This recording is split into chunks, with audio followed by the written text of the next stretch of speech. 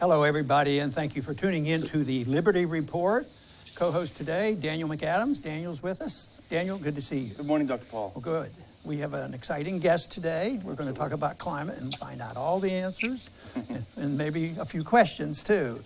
And the individual we're going to be talking with today is Judith Curry, who's been in the news lately, and she has taught and been very much involved in climatology, has a degree and a PhD from the University of Chicago in 1982 in geophysical science. And she has good credentials, and she was in the news recently because she became a little bit frustrated with the system. So Judith, Dr. Curry, welcome to our program today. Oh, my pleasure. Thanks for inviting me. Well, this is wonderful because there's a lot of questions I have, and they're honest questions about trying to sort it all out. Because as libertarians, we're very concerned about pollution and how you handle it in a free society developed with property rights. And, and that involves a lot of controversial things about how do you do borders and international borders and state borders and all these things. But this is not just pollution. I would like to know a little bit about your views on, pollution versus climate change and this sort of thing. But you were in the news recently, and you've gotten a lot of attention because on principle, you resigned a position that you held for 16 years at the University of Georgia. So why don't you tell us a little bit more about your background, if you'd like, as well as what led to the controversy that I'm alluding to just recently. Well, I've been in academia since 1982 when I got my PhD. And until 2005, I just kept my head down and worked on the little problems that I thought were interesting and important. In 2005, I was co-author on a paper that was published right after Hurricane Katrina that was about increasing hurricanes with increasing sea surface temperature. And this really set off the global warming alarms. And so I was thrown into the public debate on climate change in a very big and unpleasant way at that time. Now, at that time, I thought it was the responsible thing to support the IPCC consensus. I bought into the meme, don't just trust what one scientist says. We should trust what these hundreds of and thousands even of climate scientists have concluded based on years of deliberation. Okay, so I was a little bit uneasy about how they handled uncertainty, but I really didn't give it too much thought. That all changed in 2009 with the release of the Climategate emails. If you've heard about this, right. This was the unauthorized release of emails from the University of East Anglia that showed climate scientists trying to keep data out of the hands of people they disagree with, trying to thwart the publication of certain papers and things like that. And I was rather appalled, and I started speaking out. And my biggest concern was that once I saw the sausage making that went into this IPCC consensus, I was no longer convinced that this was something that I should support. So I started digging into some of these issues on my own, and I became less and less convinced the more I dug. And so I started voicing public concerns about overconfidence in the IPCC report, about inadequate attention to uncertainty, raising concerns about data transparency. And I thought these things should be all motherhood and apple pie kinds of statements, but my colleagues didn't like this at all. The fact that I had criticized the consensus made me very unpopular. In fact, my early statements were followed by an article in the Scientific American in 2010. Climate heretic Judith Curry turns on her colleagues. This was in the Scientific American. So I, became rather ostracized and pushed over to the other side of the debate. And it became a very unpleasant situation for me professionally. And so I could, Judith, from my viewpoint and viewing this and trying to sort it out, it was always about global warming. And then there was a shift in terminology. It went to sort of like weather reports, and now it's climate change. And those who question what was going on, they say, see, there really wasn't a lot of global warming. They're making excuses that it's climate change now because there's questions about global warming. Is that a shift that you were involved in? And help me understand exactly what was going on there on the public relations part and why the verbiage was changing. Well, I think a motivation for the change in verbiage was the slowdown in global warming, and they wanted to broaden the discussion. Precipitation is also important. It's not just temperature. Sea ice, glaciers, all these other things. It's not just temperature. So the problem I have with climate change is the implicit use of the term implies that all climate change is caused by humans, and that's how it's commonly used in the public discourse, and that's absolutely not true. There's lots of natural climate variability, and to my mind, the huge issue of scientific debate is whether the recent warming is mostly natural causes or human caused. We still don't know. Mm-hmm. Daniel? Yeah, Professor, it's interesting. You think of scientists, you think of sober, staid people, but from reading what happened to you after your scientific inquiries led you in a different direction, there was such a violent backlash among your colleagues. How do you describe this? Why were they so, violent rhetorically at least, and what sorts of things did they do? Well, there's a growing activist wing amongst climate scientists who they seem to be motivated by two reasons. One is, genuine environmental, leftish, liberal kind of politics. And the other one is careerism. And, they see this as a ticket to more funding for the field and to fame and fortune for their own scientific reputations, seats at the big policy discussion tables, and so on. So it's become, a self-fulfilling thing. And all the individuals that are in power, so to speak, in our field, that are presidents of the professional associations, editor of the journals, are all seem to be supporting the IPCC consensus, and you can imagine how that trickles down into difficulties in trying to get your papers published or your grants funded if you have a different perspective. Go ahead, finish. I had another question along this line, and it has to do with the significance of sunspots. A lot of times that's been mentioned, a lot of times that has been ridiculed. Tell me what the significance of sunspots are. Well, solar variations are important, and sunspots reflect some elements of solar variability. The big issue in my mind is the indirect effects on the climate from variations in the sun. This could be cosmic rays or other indirect effects from the sun that we don't fully understand. So I think there has not been sufficient attention given to the solar effects. Now, I will add is that there's a team of very reputable scientists in Russia who think that we are headed for a substantial solar minimum mid-21st century. It remains to see how that will play out, and if it does play out, what effect this would have on the climate. Mm-hmm. But that is a possible scenario that I think climate scientists should be looking at more closely. Mm-hmm. Daniel? Yes, the idea of settled science is such an unsettling idea in itself.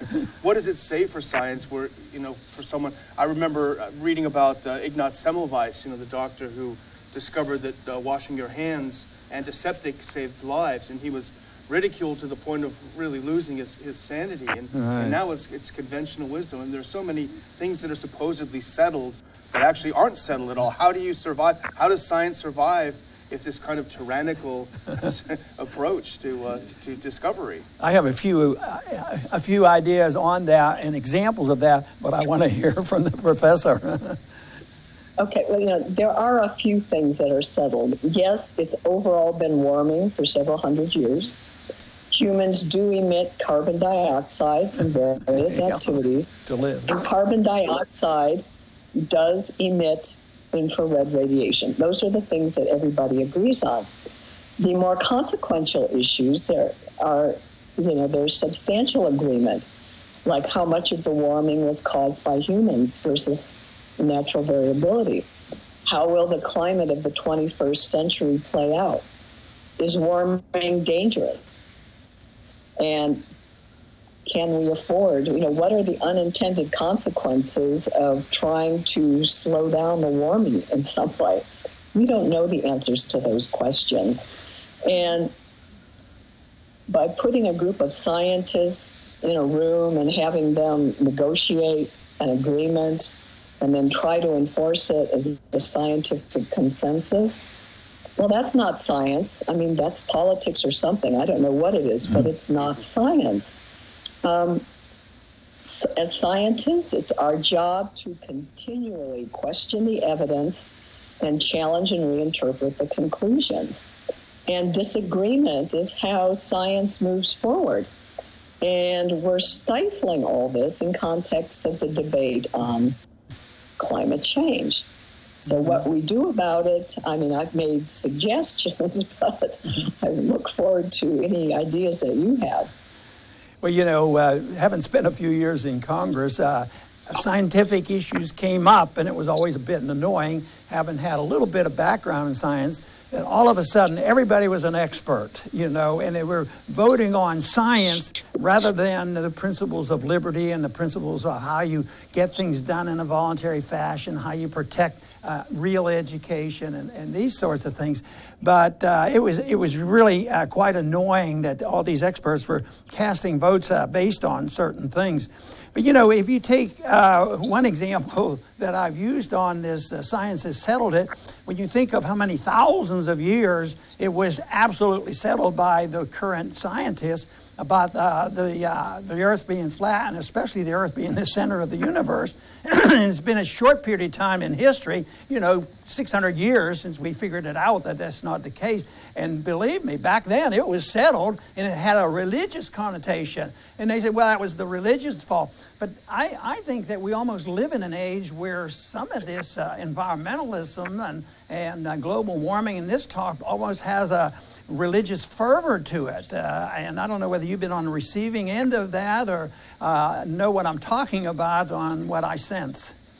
Well, I've been called a heretic. Heresy implies dogma, and so climate change has really become dogma, and it's more about politics at this point. And its supporters have a religious fervor. The vast majority who don't understand even the basics of climate science, but nevertheless, they're absolutely convinced they know what it is and how to solve it and everything else. Right. So, the word heretic has been frequently used to describe me, and that in some ways says it all. This has become dogma. Wear the label proudly, Daniel. Yeah, it's interesting, we have a new administration, and, at least at times, President Trump has expressed some skepticism about the received wisdom on climate change. There's even been some suggestion of getting out of the Paris Agreement. You mentioned, I think it's a perfect term, unintended consequences. He talks about the unintended economic consequences of this sort of thing. I was just looking at the Independent newspaper. Professor Michael Mann, who you probably know at Penn State, said that climate scientists must rebel against Trump's assault on science. What might they do, and what might Trump do, and how might that help maybe your situation? I'll start with talking about President Obama. to show you the contrast with President Trump. President Obama, who's somebody who really cares about science and knows something about it, but what he did with his policies and his selection of advisors is he politicized the science and scientized the policy debates. And that's not healthy for either science or politics. Now, in Donald Trump, I see someone who doesn't particularly pay attention to science. That doesn't make him anti-science in any way, but science is not at the top of the list of things he's worrying about. He wants to listen to his advisors, on various technical issues, and that's not an unreasonable approach. With regards to climate change, his statements about climate change, the Chinese hoax and all that, are really not related to science. They're related to the economic consequences. And that's what he cares about, and that's what he's talking about. Mm-hmm. Interestingly, his collection of advisors are not singing from the same hymn book on the issue of climate change. They have a range of perspectives, and I think that's actually a healthy situation because there are we don't really know. There's across the U.S. population, there's a range of perspectives. Across the population of scientists, there's a range of perspectives. So I think the mix of his advisors includes some healthy skepticism as well as an interest in sort of going along with what, the UN has decided to do. So this may make it a more healthy environment for climate policy. In terms of climate science, I think in the Obama administration, we spent too much money on big global climate models and only focusing on human-caused climate change. I think we need to get back to the data, including paleoclimate data. We need to do fundamental climate dynamics research and better understand the climate system. So, and I also think we need to focus on some shorter time scales, like seasons to decades, where we have a better chance of being able to make some useful predictions. And this is where the real societal impacts are. I mean, trying to anticipate what societies are going to be like 300 years from now is sort of a pointless exercise. Judith, I have one more question, and we're going to have to close, but I wanted to get you to comment on something I believe I read that you said, and that is when you broke from the university system, and that's just recent, you finally had it, and you're on your own, you're still very interested in this, and you will pursue this in another fashion. But you mentioned that you compared going private with the university or the government systems, and you sort of looked at them, in a negative way. But you see those as two separate groups. Sometimes I think of the university educational system and the amount of money they get from government and the government that might not even be involved with the university. Do you see them as one thing, or are there really sharp divisions between the two? Certainly the public universities depend very much on government and state funding. There are a few private colleges and small universities that seem to be more independent, but they still rely on government grants. So, it's one. And some elements of the private sector are sort of embedded in that. Where the independence lies, I think, is in small companies like my own little company, Climate Forecast Applications Network, and also the extended peer community, people that are active in the blogosphere and people who are doing work, some of whom are retired or semi-retired or some who are doing research on their own time that don't have any formal appointments in government or universities. They just have the technical training and the interest to do some of this research on their own. So this is where we're seeing some of the real independent perspectives coming from. You know, the way you describe it reminds me of the, challenge that we have, because we talk about a certain type of economic policy, a freer market. But if you go to the universities, they get a lot of grants, and even the professors who do a lot of paper and a lot of work and a lot of contracting with the Federal Reserve, it always seems supportive of that system, and we're trying to introduce other ideas. So in a way, it infiltrates not only in the science, but also in economic policy, and I'm sure it's the same way on some of the foreign policy.